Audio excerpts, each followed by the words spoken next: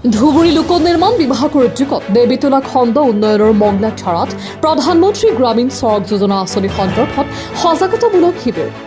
গ্ৰামাঞ্চলৰ কেঁচা পথসমূহক পকীকৰণ কৰি চহৰৰ পথৰ সৈতে সংযোগ স্থাপন কৰাৰ লক্ষ্যৰে বিভিন্ন এলেকাৰ পৰা অহা লোকৰ উপস্থিতিত আয়োজিত সজাগতামূলক শিবিৰত এই আঁচনিৰ অধীনত উন্নত মানদণ্ডৰ পকী পথ নিৰ্মাণ হোৱাৰ পিছত জিলাখনৰ গ্ৰামাঞ্চলৰ ছাত্ৰ ছাত্ৰীৰ খেতিয়ক সাধাৰণ ৰাইজ কিদৰে উপকৃত হৈছে আৰু অঞ্চলটোৰ উন্নয়নত কিদৰে সহায় হৈছে তাৰ ওপৰত আলোকপাত কৰে গৌৰীপুৰ সংমণ্ডলৰ কাৰ্যবাহী অভিযন্তা বঞ্চিত অধিকাৰী আৰু লোক নিৰ্মাণ বিভাগৰ অভিযন্তাগৰাকীয়ে 2001 চনৰ পৰা 2024 চনলৈকে জিলাখনত প্ৰধানমন্ত্ৰী গ্ৰামীণ সড়ক যোজনাৰ অধীনত কিমান কিলোমিটাৰ পকী পথ আৰু কেইখন দলং নিৰ্মাণ কৰা হৈছে সেই সন্দৰ্ভত ৰাইজক অৱগত কৰাৰ লগতে 2025 বৰ্ষত আৰম্ভ হ'বলগীয়া প্ৰধানমন্ত্ৰী গ্ৰামীণ সড়ক পথ যোজনাৰ চতুৰ্থ পৰ্যায়ত জিলাখনৰ বাকী গাঁও চহৰ অন্তৰ্ভুক্ত কৰি কাম কৰা হ'ব বুলি সভাত উপস্থিত ৰাইজক অৱগত কৰে লোক নিৰ্মাণ বিভাগৰ গৌৰীপুৰ সংমণ্ডলৰ কাৰ্যবাহী অভিযন্তাগৰাকীয়ে কিছু মন্তব্য আছে শুনাই ল'ব বিচাৰিছোঁ নিউজ টেক্স ৰিপৰ্ট প্ৰতিদিন লাইভ আজি আমি দেৱীতলা ব্লকৰ আজি মংলাজৰা গাঁৱলৈ আমি আহিছোঁ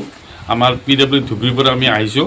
ৰাইজক আচলতে আমি আজি প্ৰথমতে আমি ছাকচেছ ষ্টৰিখিনি ক'লোঁ PM7ত আমি কি কি কাম কৰিলোঁ তাৰপিছত PM3টো আমি ছাকচেছ ইয়াত কৰিলোঁ 13 কিলোমিটাৰ PM7ত এই ব্লকটো 64 কিলোমিটাৰ কৰিলোঁ প্ৰথমতে আমি ছাকচেছ ষ্টৰিখিনি ৰাইজক অৱগত কৰিলোঁ তাৰপিছত আমি ৰাইজক জনাইছোঁ যে আমি PM4 চৰকাৰে PM4টো NIDA লঞ্চ কৰি আছে গতিকে তাৰ কাৰণে ছাৰ্ভে চলি আছে আৰু যেহেতু ধুবুৰী ডিষ্ট্ৰিক্টখন এক্সপ্ৰেছনেল ডিষ্ট্ৰিক্ট ইয়াত মানে আৰু PM য়োগা বুলিও এটা মানে এটা হেৰি এটা লগত থাকিব তাৰমানে যিখিনি হেবিটেশ্যন 50 বা 50ৰ বেছি সেইখিনি গাঁও আমি কানেকশ্যন কৰিম ৰাইজক এইখিনি সহযোগিতা পালোঁ ভাল লাগিল আৰু আমি অলৰেডি আমি ছাৰ্ভে আমাৰ চলি আছে আশা কৰিছোঁ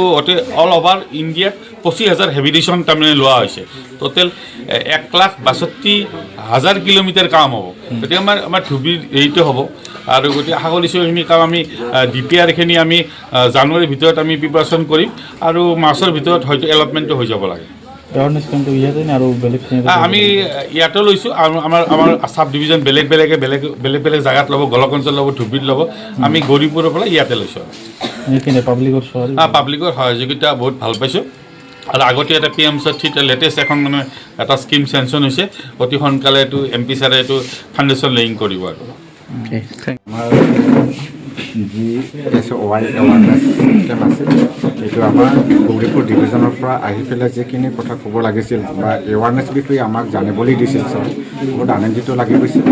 ইয়াৰ কাৰণে আমাৰ PM3টো ইতিমধ্যে শেষ হৈ গ'ল বা ছাকচেছ হৈ গ'ল ইয়াৰ কাৰণে আমাৰ যিহেতু আমি ছাৰৰ পৰা শুনিবলৈ পালোঁ বা PM4 লঞ্চ অলৰেডি হৈ গ'ল আমাৰ অলপ যেনে সোনকালে বা যেনে আমাৰ ৰাস্তাখিনি যদি হৈ যায় ইয়াৰ কাৰণে আমি ছাৰৰ ওচৰত আমি আবেদন জনালোঁ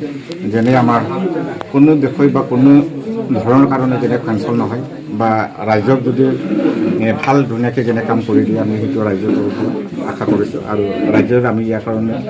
চৰকাৰৰ আমি ইয়াৰ কাৰণে আমি আবেদন কৰিছোঁ নিশ্চয়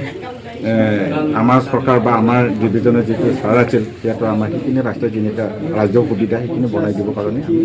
ৰাজ্যৰ পৰা আশা কৰিছোঁ কিমান দিনৰ সমস্যা এইটো আমাৰ ছাৰে কোৱা মতে আমাৰ যেনিবা জানুৱাৰীৰ পৰা সিহঁতৰ লঞ্চটো হ'ব বা মাৰ্চ মাহৰ পৰা নিশ্চয় হ'ব বুলি ছাৰে আমাক জনাই দিছে কাৰণে আমি আশা কৰিছোঁ নিশ্চয় মাৰ্চ মাহতে হৈ যাব বুলি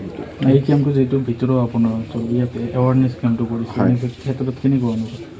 ইয়াৰতো নিশ্চয় ভালেই লাগিছে আগৰ সেনেকাই একবাৰ হৈ গৈছিল যিটো PM3টো যিটো তিনিকান সেইটো ব্ৰেজকান হৈ গৈছিল সেইটো ছাকচেছ হৈ গ'ল ইয়াৰ কাৰণে খুব ধুনীয়াকৈ বা আমাৰ অন্তৰত ভাল লাগিছে নিশ্চয় আজি যেনেকৈ এৱাৰনেছ লৈছে সেইটোৱে আমি হ'ব পাৰে সেইটো ইয়াৰ কাৰণে আমি আশা কৰিছোঁ আৰু নিশ্চয় হ'ব বুলি